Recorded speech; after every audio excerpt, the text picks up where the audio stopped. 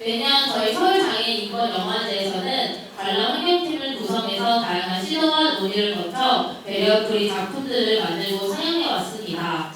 수업 통역, 자막 해설, 그리고 음성 해설, 발달장애인을 위한 알기 쉬운 영화 해설까지 어떻게 하면 제공자 중심이 아니라 수요자 중심으로 더 나은 장애인 관람 환경을 만들 수 있을지 영화제 사무국은 그간 배리어프리 영화 제작에 대한 논의를 확장시키고자 당사자들과 함께 치열히 토론하며 이 자리를 만들게 되었습니다.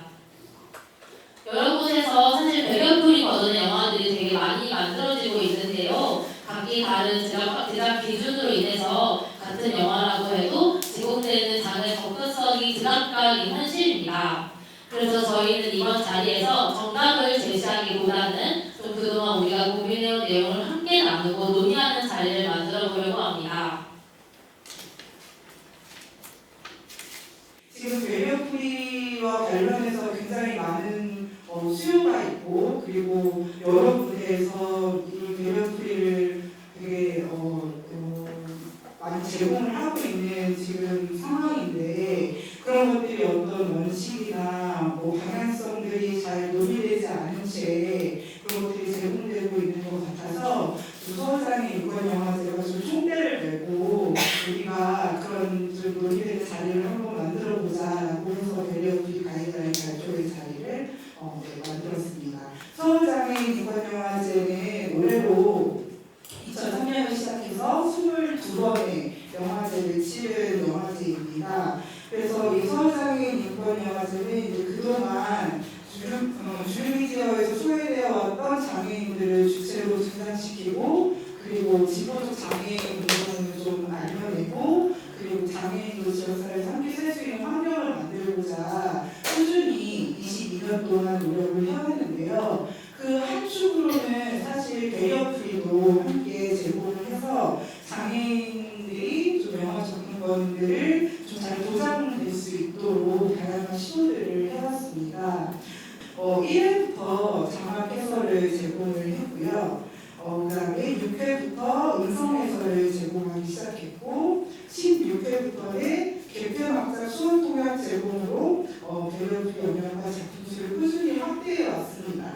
2020년 18회부터 수원 통역, 음성 해설, 자막 해설 모두를 선정작에 대하여 제공을 해왔고요. 19회부터 2021년입니다. 19회부터는 알기 쉬운 해설을 추가로 제공하기 시작을 했습니다. 2019년도에 저희가 사실은 1차 배리어프리 가이드라인을 제작을 했었어요. 그래서 이제 그때는 사실 지금과는 좀 다른 방식으로 워크숍을 진행을 했고, 실제로 배리어프리를 제공하는 업무를 이제 제작을 하고 계신 분들, 예를 들면 음성해설 대본을 만드시는 작가분이시라던가 아니면 수어 통역사분들이시라던가 이렇게 좀 배리어프리를 제공하고 있는 제공자들이 모여서 가이드라인을 1차로 제작을 한 적이 있습니다. 그리고 그 제작한 거를 바탕으로 현장에서 어떤 방식으로 반영해서 이것을 할 것인가를 좀 계속 좀 시도를 하려고 있는 상황이었어요. 그러고 나서 2022년에 저희가 이제 그 가이드라인 제작한 거를 바탕으로 만든 배리어프리 영화를 모니터링하는 설문조사를 실시를 했습니다. 근데 이제 실시를 하고 나서 사실은 좀 반성을 하는 시간을 좀 가졌어요. 저희 영화제가.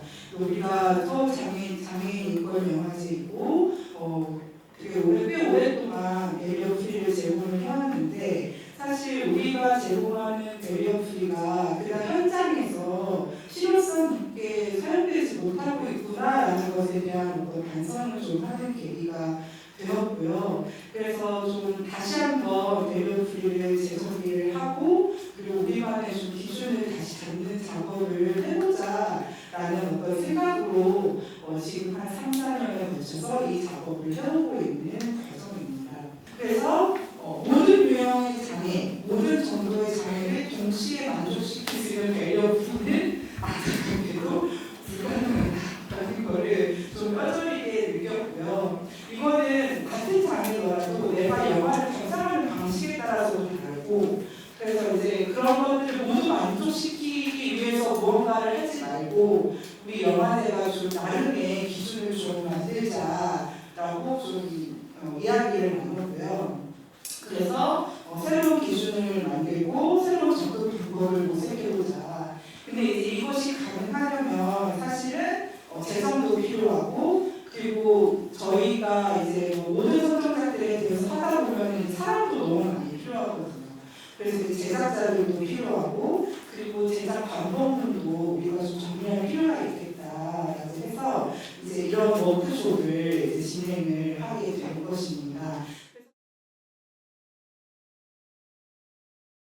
일단 저희가 4가지 정도로 목표를 좀 세워봤어요. 그래서 첫 번째는 우리가 이제 이 베리어 프리가 그냥 어떤 장애로 인해 발생하는 어떤 한계적 요소들을 채워주는 정보 제공하는 역할로서 이런 베리어 프리를 많이 사고하는데, 그런 것이 아니라 이것은 지금 영화를 감상하는 것이다, 영화를 잘 감상하기 위한 것이다 라는 것을 좀 큰 전제로 준비를 했습니다.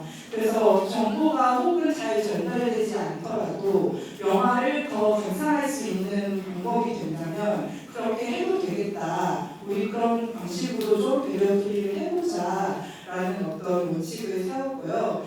보고 듣고 알고 이해하고를 채워넣는 과정이 아니라 느끼고 공감하고 흔들리고 변화하는 영화적 경험과 향유를 위한 베리어 프리가 되고자 라고 일단 큰 어떤 기준을 세웠고요. 그 다음에 장애인식 개선의 도구가 아닌 실질적인 접근성 실현을 위한 베리어 프리가 되자라고 또 목표를 세웠습니다. 이것은 지금 장애인 접근권이, 방송 영화 등에 대한 장애인 접근권이 다양한 제도들로, 법과 제도들로 지금 제공이 되고 있거든요. 장애인 차별금지법에도 있고, 방송법에도 있고, 영화진흥법에도 있습니다. 그런데 이제 이런 것들이 수어 통역, 문자, 자막 해설, 음성 해설 이런 것들이 모두 제공되지 않고 선택적으로 제공이 된다거나, 아니면은 그나마도 할당되어서 쿼터제로 이렇게 제공되는, 그래서 지금 방송 같은 경우에는 수어 통역이 7% 정도만 제공이 된다고 하더라고요. 그래서 이렇게 모두 제공되는 것이 아니라 선택적으로 제공되고 있는 것을 지향하고, 우리는 음성에서 자막해서 수어 통번역 알기 쉬운 것을 모두를 제공하자, 이거를 큰 목표로 세웠고요. 그리고 장애인의 당사자 중심의 실질적 접근성 실현을 위한 배려 프리를 제공하자고 원칙을 세웠습니다. 그리고 또 최근에는 어떤 장애인식 개선 사업의 하나로 배려 프리를 또 제공하는 경우도 있어요. 그래서 그런 것에 대한 어떤 비판도 같이 해봅니다. 그 다음에 보조적 장치가 아닌 장르로서의 배려 프리를 제공하자입니다. 서비스 제공을 넘어서서 함께 즐길 수 있는 장르로서의 배리어 프리를 만들자라는 겁니다. 그래서 예를 들면 음성 해설 작가, 알기 쉬운 해설의 대본을 쓰는 사람, 그 다음에 수어 통번역자, 이런 자막 해설 연출자들에게 그냥 어떤 서비스를 제공하는 지위가 아니라 연출자로서의 지위를 좀 권한을 부여하고, 이 배려 프리가 필요한 사람에게 잘 다가올 수 있게 좀 책임과 권한을 부여하고, 자신의 어떤 연출자로서의 방식을 좀 구현할 수 있는 어떤 그런 배려 프리로서 좀 기준을 역할을 했으면 좋겠다, 이렇게 좀 생각을 했고요. 이거는 기존의 어떤 감독의 의도를 잘 반영하는 것을 좀 넘어서는 이야기이기도 합니다.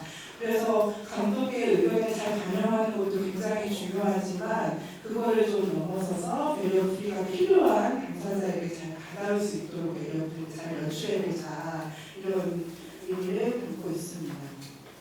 그리고 마지막으로는 한계를 인식하는 배려 프리입니다. 우리 모두 다 완벽한 배려 프리를 제공할 수는 없다라는 거고요. 그래서 계속해서 당사자와 소통하고 당사자의 의견이 반영되고, 그리고 그것이 현장에서 잘 실천될 수 있는 배려 프리를 제공하자라는 겁니다. 이렇게